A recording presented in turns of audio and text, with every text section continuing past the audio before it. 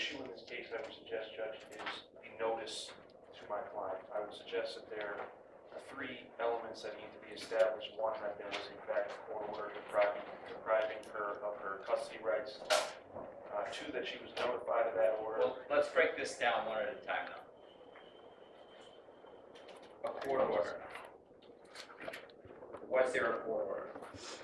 Yes. Okay. The only element is notice. All right. That I would suggest. So there's information provided in the statement of facts, but that there was an order and that it's alleged that the order was violated. I'm not contesting those elements. The element that I'm contesting is the notice.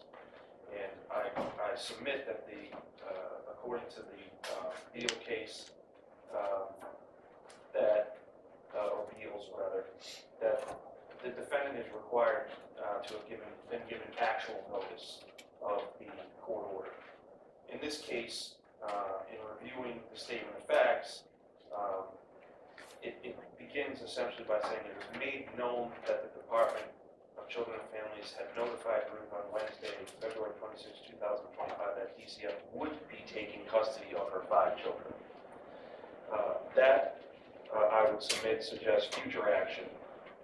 In fact, at the time that conversation occurred, there was no court order.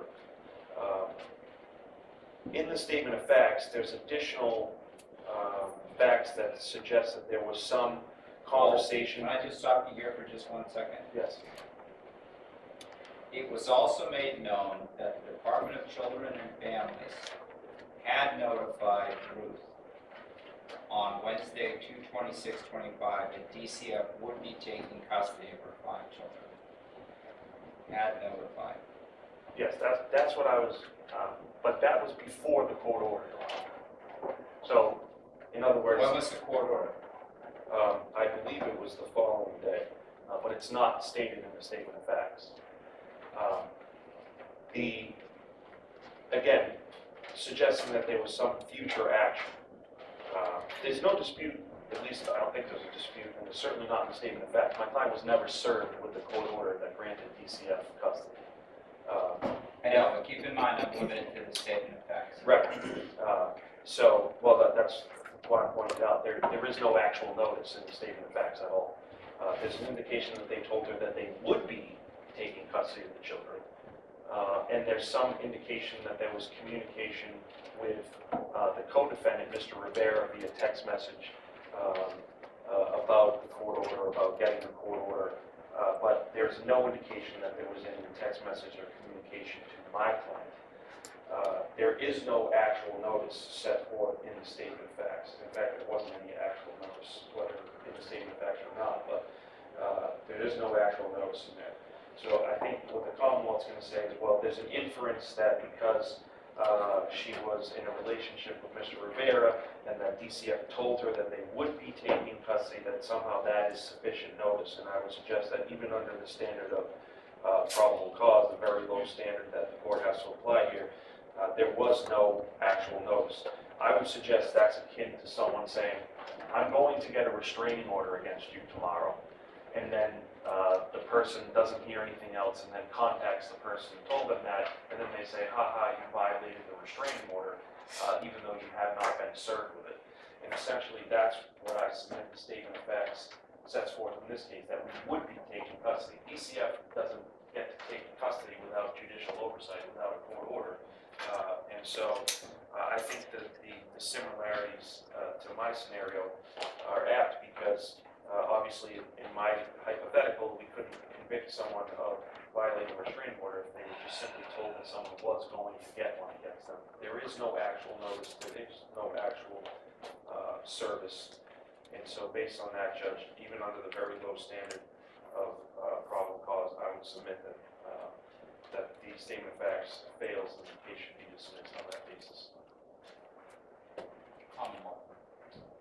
Thank you, Your Honor. So Beals does not stand for the proposition that counsel just tried to make it stand for, that it requires actual notice of the custody order.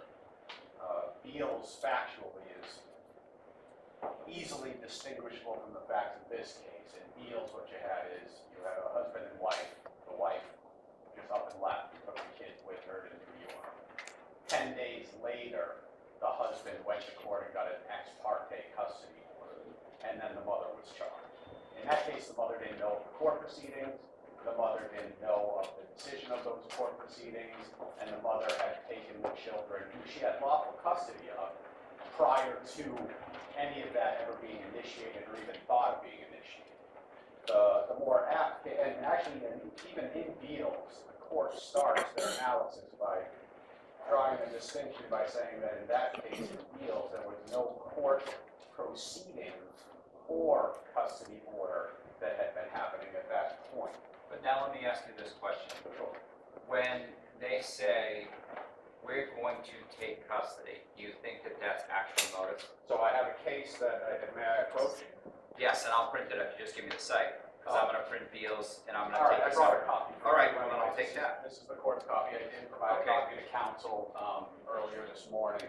And in this case, what you have is a set of facts that is very similar to the facts that we have here, in which the defendant was notified that there would be the hearing the next day to determine whether or not the DCF would take custody of the children.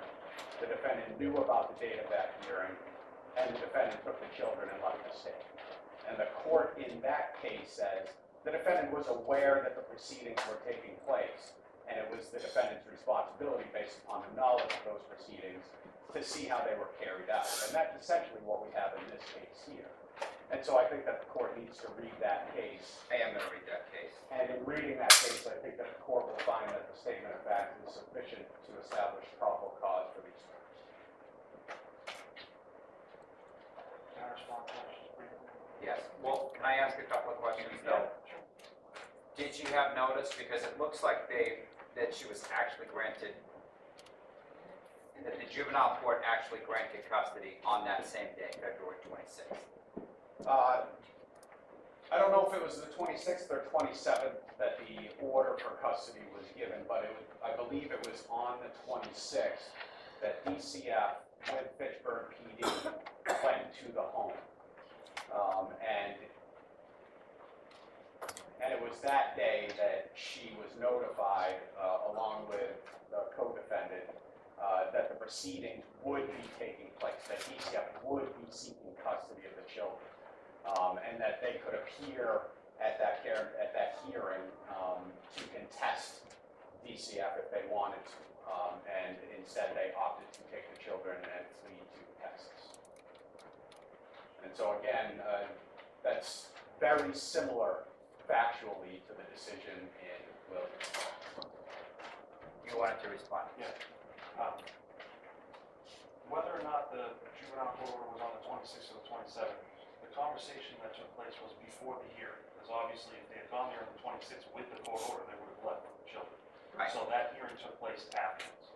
So again, implying future action. Unlike the case that counsel just provided you, no proceedings had started yet in this case. The other thing is, counsel is adding some things that are not in the statement of facts. I know. They're not. But you know what, in fairness, that was in response to my question. No, I understand. Okay. I just wanted to make the court aware that it does not say in the statement of facts that they were given a summons and told that there was going to be a hearing either later that day or the next day. It's not in the statement of facts. That is something that maybe elsewhere in other reports is not in the statement of facts. And obviously, you know, Your Honor, it was in the statement of facts. I mean, the statement of facts, just to respond to that, the statement of facts provides the conclusory statement that is based upon the information I just gave the court, which is in defendant's own affidavit under Quotes. 6E. The defendant was aware that DCF would take custody of the 5 children. A response worker from DCF, along with members of the Fitchburg Police Department, were present at the address when the response worker was attempting to serve the defendant and Mr. Rivera with the court summons for the parent protection order to take the children into DCF custody. So that is part of the statement of facts. But not that there was a summons that you were supposed to appear on that day. There's no indication that contact was made in the statement of facts with Ruth at that time. By way message. The response worker had been instructed by co-defendant Rivera to leave the summons in the mailbox. This is when they were at the home trying to serve the summons on both defendants. Co-defendant sent a text message to the response worker saying, leave the summons in the mailbox. So they were aware of that summons. Now, The co-defendant was aware. Well, and the affidavit says there's a history of domestic violence, but again, the clerk did not have that information. But I understand the point. I mean, it's neither here nor there. I do question the wisdom of sort of giving people a heads up that we will be coming to take your children at some point. Seems to me like you should wait till you have the order and then just take the children, but that's neither here nor there. I'm not here to defend No, I know. Department of Children and Families. I do not work for them. I do not represent them. I am not justifying any of their actions. I only come into this proceeding once the defendant is charged with a crime for violating a court order. Whether that court order was legitimate or could have been contested by defendants is not something I know or I even look at. It's just not. No, I know. Give you the last word, and then I'm going to take it under advisement. Because I need to write on this. This is okay. I have no problem with that, Judge. My only request is that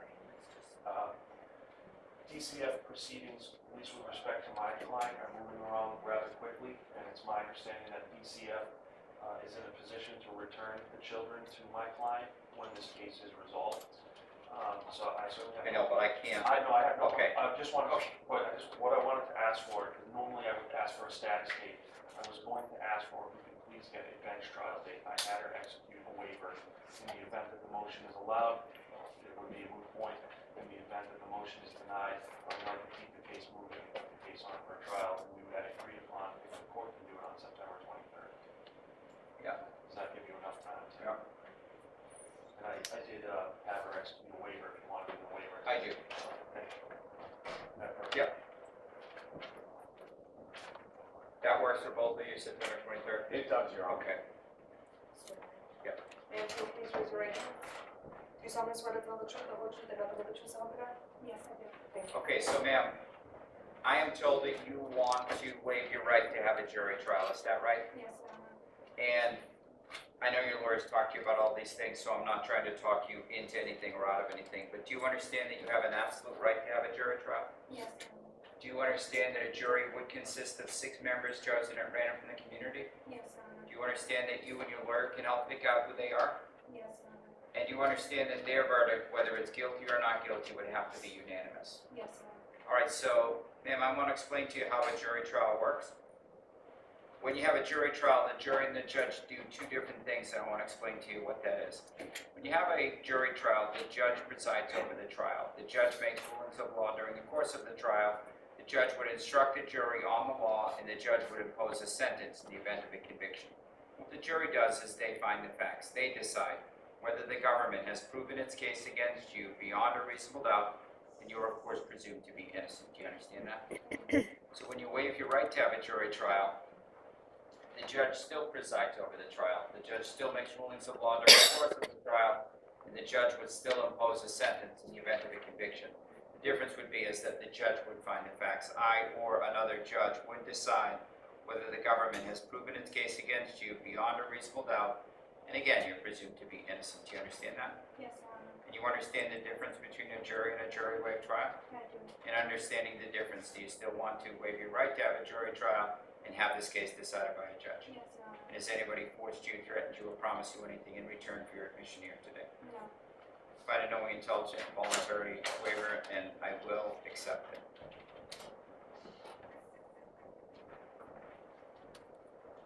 All right, I'm going to take the other matter under advisement. I will see you folks on the 23rd. Thank you. Thank you.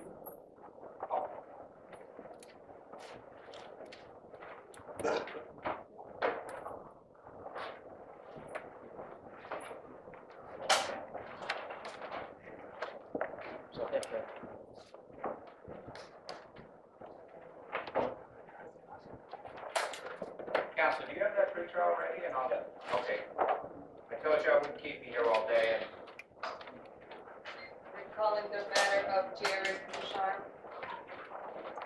where are we at to discover it? Got her.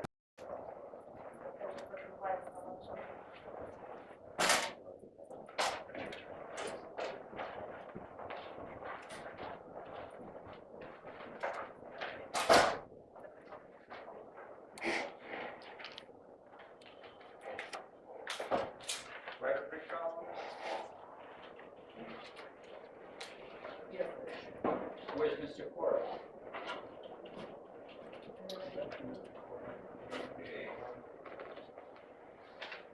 This is the co-defendant on the other.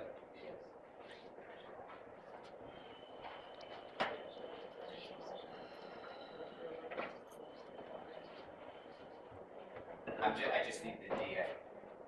Okay.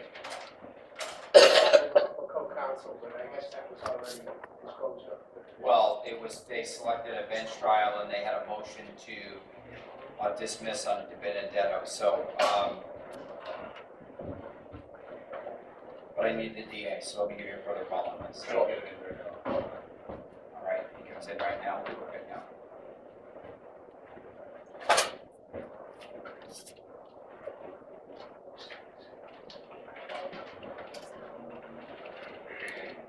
My apologies, Your Honor. That's okay.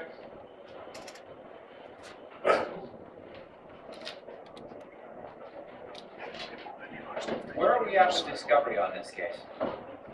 Your Honor, I know you filed a bill of particulars, but other than that, I reviewed the Commonwealth Certificate of Compliance, and while it deals with some things that we certainly have received, it seems to me that there are matters that are part of the Commonwealth's respective elements of proof that aren't included in the discovery. such as, An element of the statute is that another person other than the defendant had lawful custody of the child. And that is something that would require some sort of proof of lawful custody. It's not something, I don't even think that a witness could testify to. well, let me ask you this, counsel. If there's a court order giving DCF custody, isn't that prima facie evidence that someone else has custody?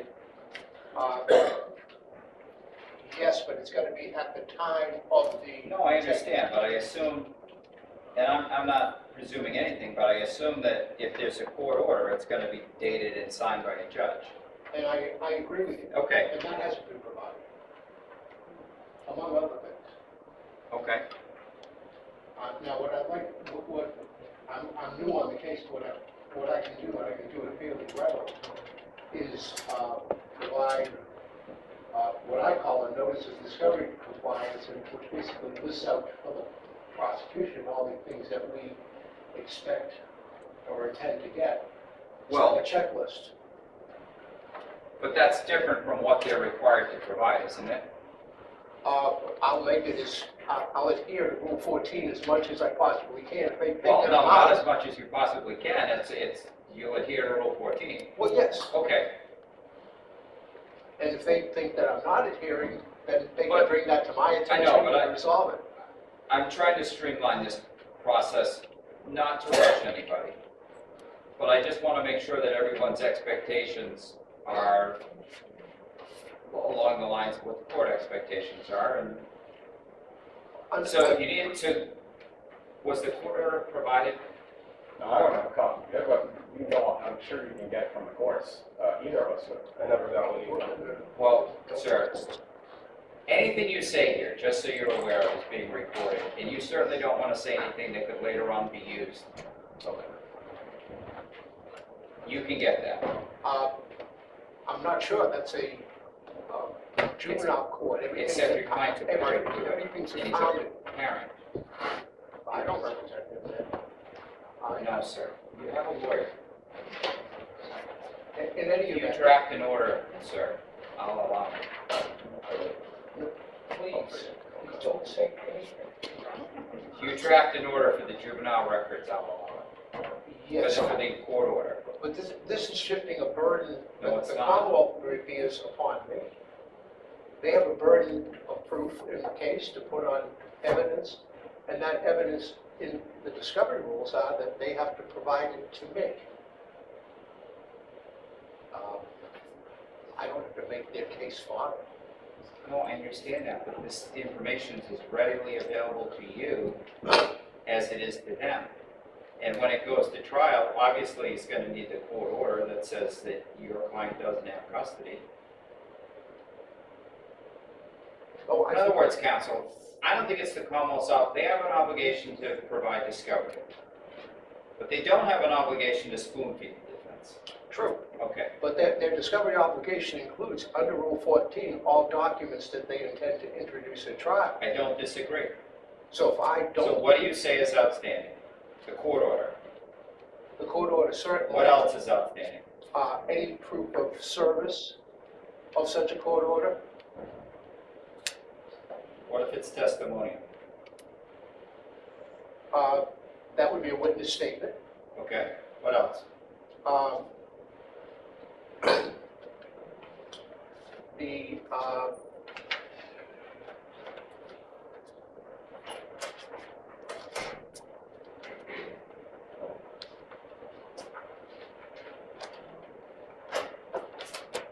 well, what else could depend upon how this is particularized. No, I understand. I think it's easier to just speak in plain language now so that when everybody leaves here, they know what their obligation is, that's all. Well, I would say certainly broaden my document request to any documents the But you prosecution. haven't filed a document request, have you? Filed a notice of bill of particulars? That's true. However, Rule 14, I understand that, but you just mentioned document requests, and I can't rule on a hypothetical motion or document request that has not been filed. oh, I think that you can. Let me proffer how you might go about doing it. Rule 14 says any documents the Commonwealth intends to introduce at the trial of this matter. That is what I'll be I'm looking confident for. Mr. Corr is aware of his obligation. Okay? Okay, Just so that we're clear on that. Yeah. That if I don't receive any documents that they seek to introduce at trial could be excluded. depending on how the judge rules, but again, if you file a motion for exactly what you want, counsel, I think it would be a lot easier. I'll gladly do so, and I'll do so expeditiously. Where are we at with this? So those two things you need. Yes, that and, I don't know, the Commonwealth hasn't taken a position in the particularization. What do you say about the defendant's motion for bill of particulars? I didn't see it. Did you give it to the defendant, Commonwealth? We served it, but I have extra copies here. If you- All right.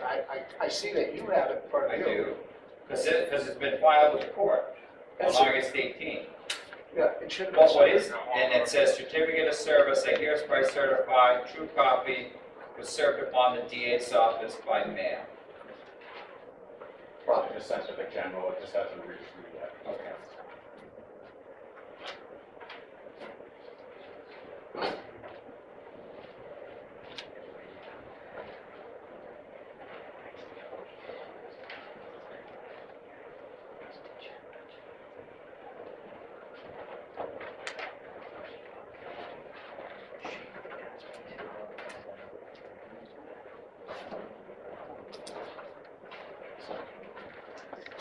Any objection? All right, it's allowed by agreement.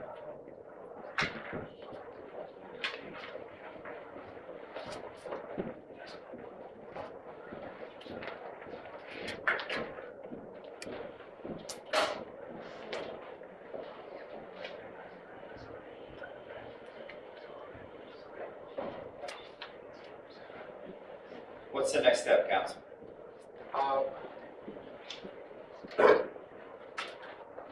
co-defendant, if I may inquire what date, They get September 23rd for bench trial. I suppose since they're going to a bench trial, there's not a great need to keep us together at this point. Well, the only need, and I guess it's not a need, is that I know the prosecutor will be here on that day. Well, that's, And I don't know whether or not that day is available for you, counsel. I'll take a quick look if I may. Sure.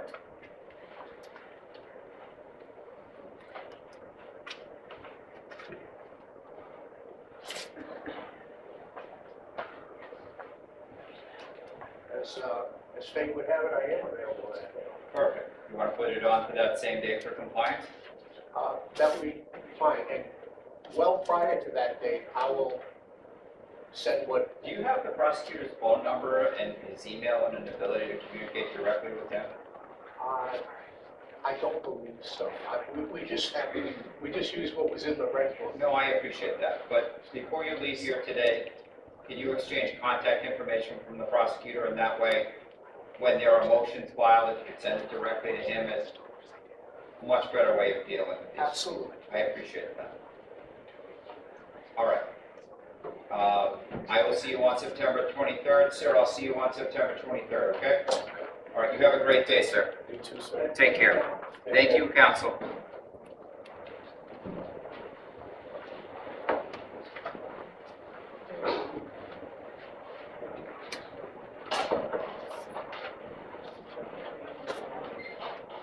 Melanie Russell?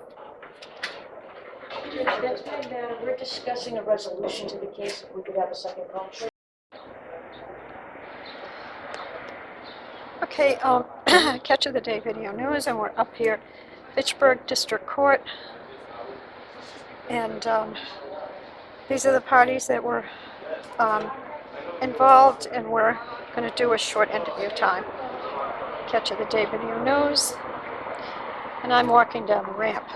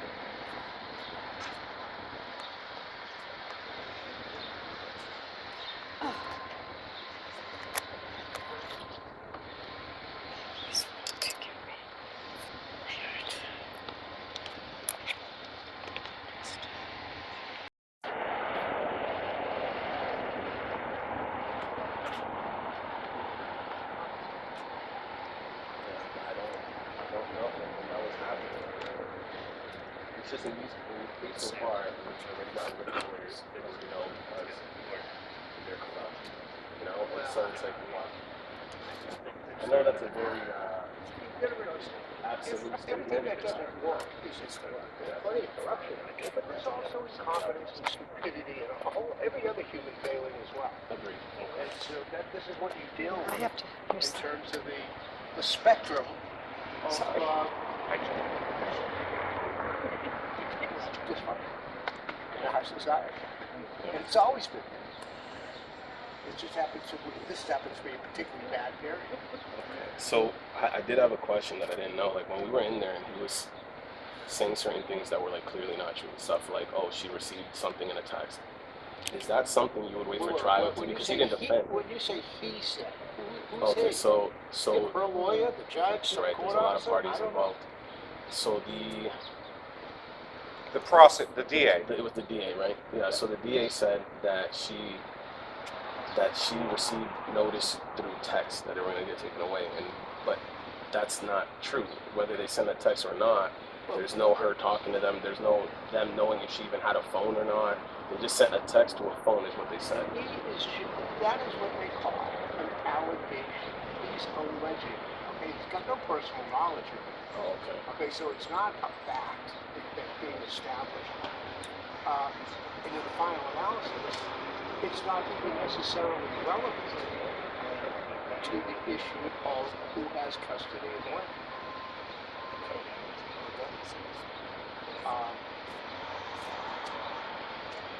The thing that troubled me is that this judge displayed to me today a lack of appreciation of the burden of proof. I don't have the burden of proving disproving anything. I think the Commonwealth has the burden of production and the burden of proof. Each element of Would you, Shh. Hold on a second. it seems like a blatant disregard. Wait for the truck. We want to record it.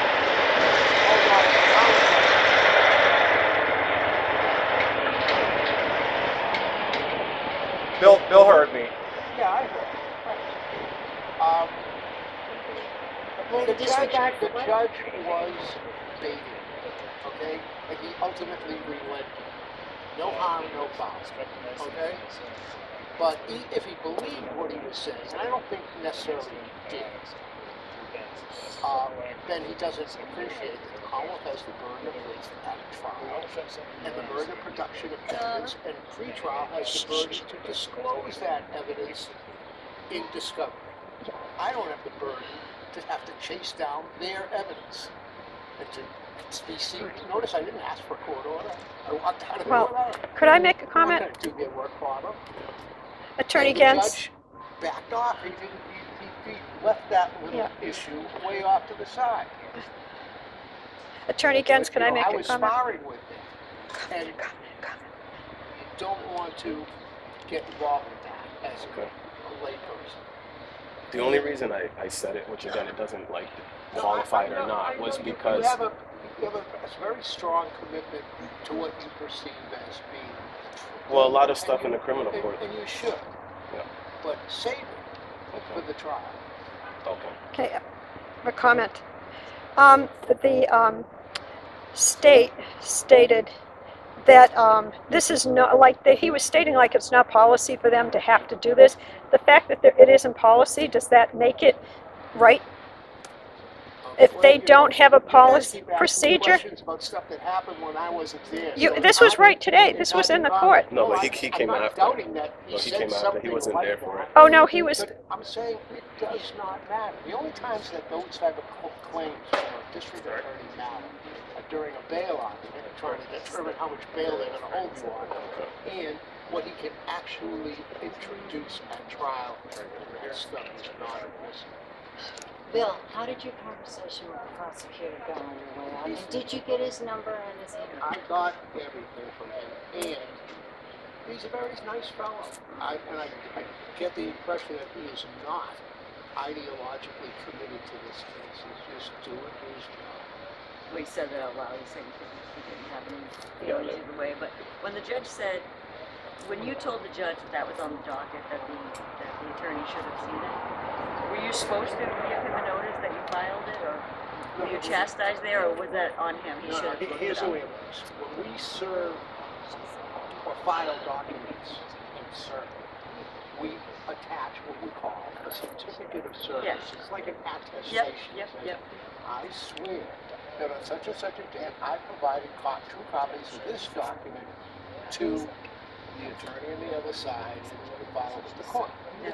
And the fact that the court received their copy Correct. and that it's on the docket is prima facie evidence that the prosecution got one too. And Yeah. that's when he backed up and said, well, it probably went to the general mailbox and didn't reach me. Yeah. So But why it was a wasn't he couple of- reprimanded it was a on couple that? of weeks Because ago. that's why I send everything certified. He wasn't reprimanded, No. but the judge Sit just close. was like, Oops. okay, you got another copy, give it to Catch him. this better. Take a position. He said, okay, I agree with this motion. And that was that. Once again, no harm, no foul. It might have gone to, what happened was, it might have gone to the Worcester County District Attorney's Office. It's a central office for the mailing address. So it's likely it just didn't work its way through the system to him yet, which is what happened. So shall we continue here or go over to that great little lunch spot right around the corner? Fabulous lunch spot. You're gonna wanna check this place out, though. Yeah, I will, but I want to have another cigarette here.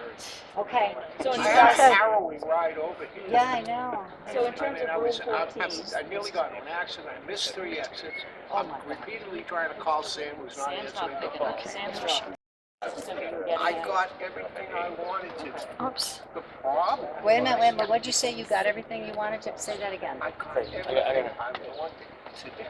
So, I gotta take a. Thank you for coming. But in terms of Rule 14, do you Um, think? Lawrence, where's thank your you wife? so much. You have a- Huh? She didn't want to come out and be part of this? I think she left, all and along. He was seeing. basically, taking because I can't say it the way it is, It's a they're bit having her contentious, I not think. gonna be there, so. speak all to the very media polite. and these type of things. Whereas But he I'm, was, I mean, Okay, whereas take I'm care, sure Lawrence, he thank you. Okay. What's that? he was wrong. He was taking a position that I believe to be wrong, but I don't believe he was sincerely taking it. Okay? Which is wacky for the judge to do, Happens isn't all it? the time Really? with judges. They try to get you to waive your rights. It's a good bit by something. They try to lure Look like a counsel It into didn't mistakes, If it was, it either didn't by get in there. bullying them or It's just a trying to, slight stain. or what the Greek philosophers used to call sophistry. Yep. It's an argument that sounds like it makes sense, but it really doesn't. Okay? You can look through it. Busy, so essentially that's why he was trying to get you to be specific so that you could rule on that and then exclude anything that you didn't mention, correct? He was trying to push the case along. He would have preferred to force me into either, at the very least, a date for a motion to dismiss or a date for trial. I wasn't going to be maneuvered there because there's discovery that I had to receive. He was, therefore, what he was trying to do was to claim, it was to have me missed out on all the discovery, which we should have had. We should have been like, we just got on the case, we didn't even get the file from his previous counsel yet. I know, but I didn't want to take that approach with him. I knew at the very But it's least true. there was documentation of witness statements out there that I don't have. And,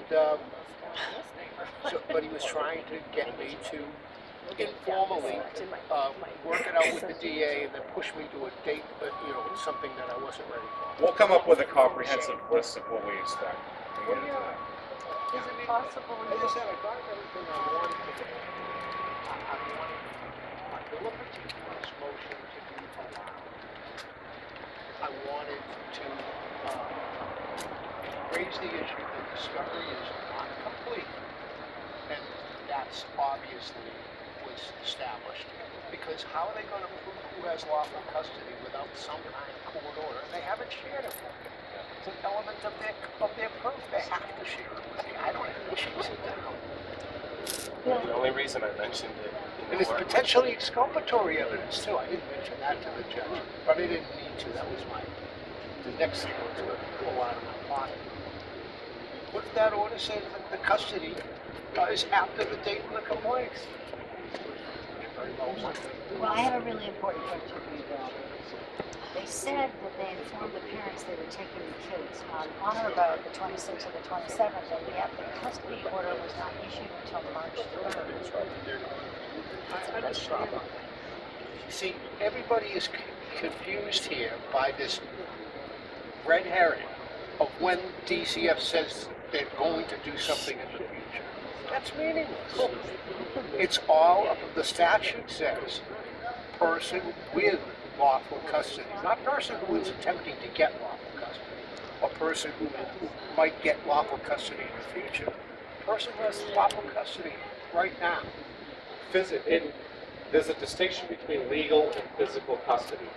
And we came across that in the case where legal custody changed, whereas the physical custody was in the mother or something who left the state. While the mother had physical custody, the court issued an order changing legal custody to the dad, and then she was charged with kidnapping. And I went to the SJC and they said no, because no physical transfer occurred. She didn't go and physically have law. Confining the Commonwealth to a certain portion of the statute, a certain allegation, which I suspect will be, have to be a taking at a particular time and place from someone who had lawful custody. Right. They have to prove each and every one of those elements. Right. And the problem that they're going to face is that, as Sam mentioned, there's legal precedent that requires that you take it from someone who already has legal custody at the time of the taking. Now this, we'll see, they may get squarely with the bill of particulars, I'll see. But,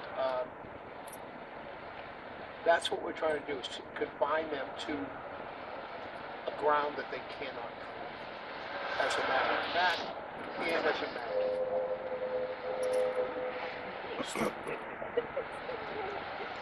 just like, you watch a boxing match, and a boxer will try to maneuver his opponent into the corner.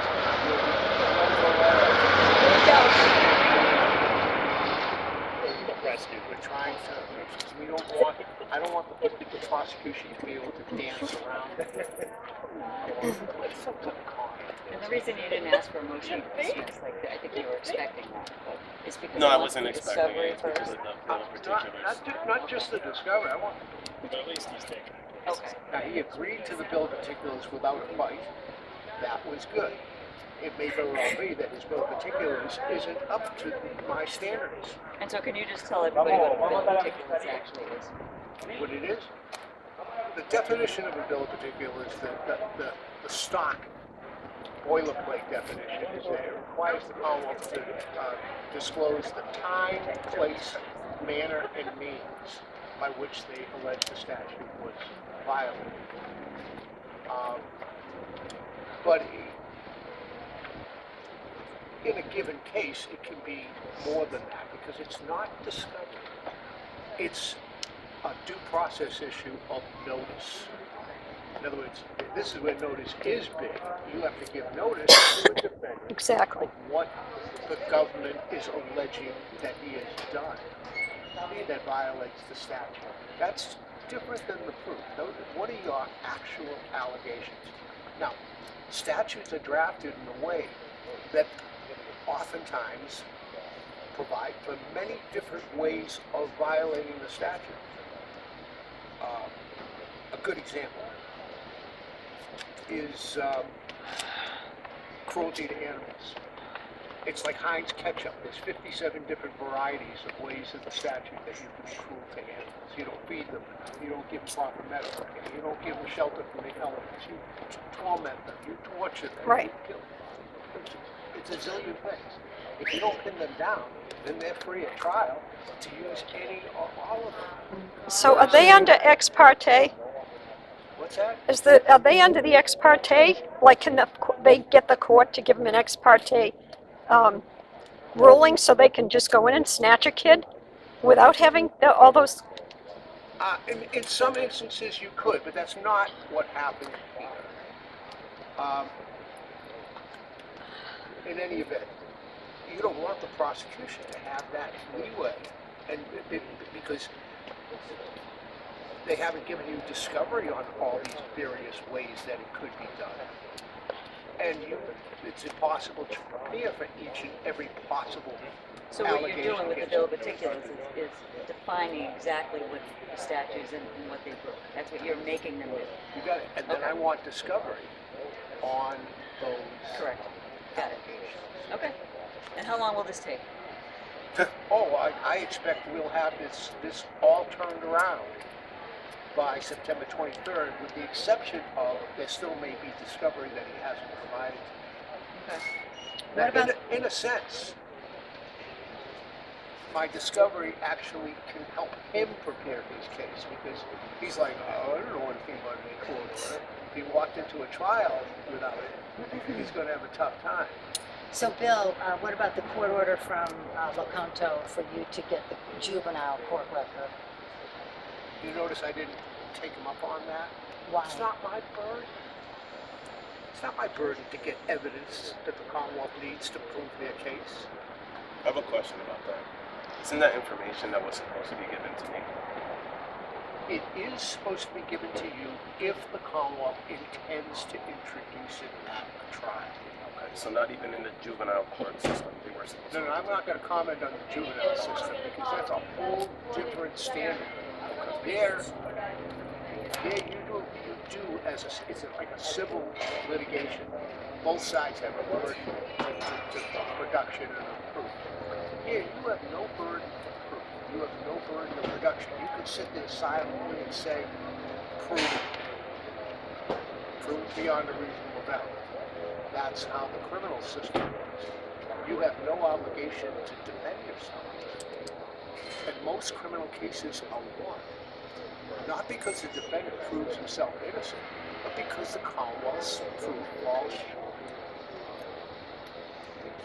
And generally speaking, our job as criminal defense counsel is to do as little as possible, just the bare minimum, to knock down the prosecution's case, assuming that the house of cards means that will help along the way. Yep. I've had plenty of cases where we just sat there and said, okay, ladies and gentlemen, the jury, Okay. you've heard the evidence, but you haven't heard any. So when you asked for the two trials to be on the same day with Ruth and yours, I didn't I'm ask for sorry, that. the same